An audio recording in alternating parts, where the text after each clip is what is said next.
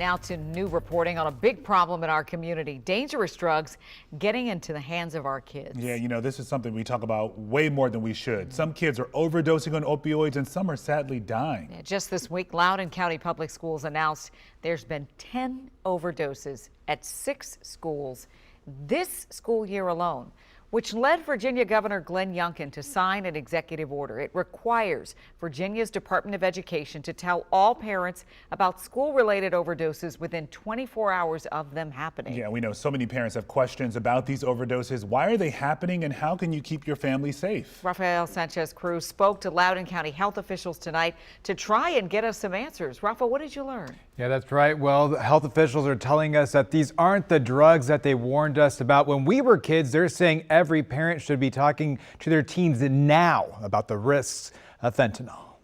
For today's high schoolers, the unfortunate reality is that fentanyl has infiltrated our lives. This reality has led to 10 suspected overdoses across 6 high schools in Loudoun County so far this school year. The sheriff's office says the fentanyl may be found in counterfeit 30-milligram oxycodone pills like these. They're blue and stamped with an M. Dr. Ramya Gupta with Loudoun County's health department says teens are being lured to use drugs on social media. It is cheap, it is easily available. You can order that online quicker than you and I can make a trip to the grocery store. She says the recent medical emergencies in high schools are a reminder it's time parents and caretakers sit down with their kids and discuss the risks of drug use. So that they can, number one, kind of destigmatize the taboo around drug use. And also to not give in to temptation to buy something that you see online for $5. If parents don't feel they have the knowledge about the topic, Dr. Gupta says they should reach out to their school or health department. That same group can offer training on how to administer naloxone,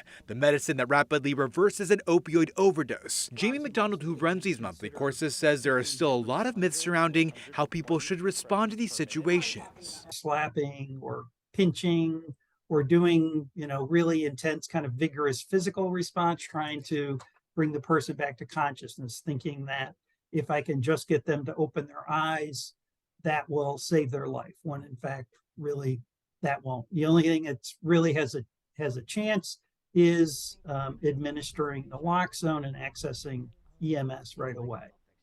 Loudoun County is having a fentanyl awareness and prevention event Saturday morning at 10:30 at Parkview High School in Sterling. We have this information and more on our website, WUSA9.com. It's a reminder for all parents, regardless of where their kids go to school, that we have to be dialed into this and now. Rafa, thank you. By the way, tonight in Montgomery County, we stopped by a town hall in Rockville about the opioid crisis, and families got to share their thoughts on what needs to be done to save lives. Maryland's Special Secretary of Opioid Response, Emily Keller, listened to their concerns.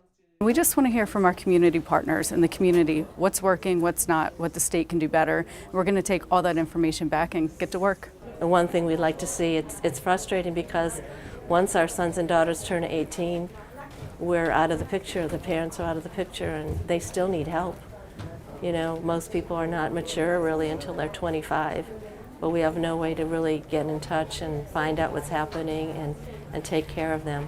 So we'd like to see consideration of involuntary treatment. Maryland state officials have been hosting town halls like this one all across the state over the last few months.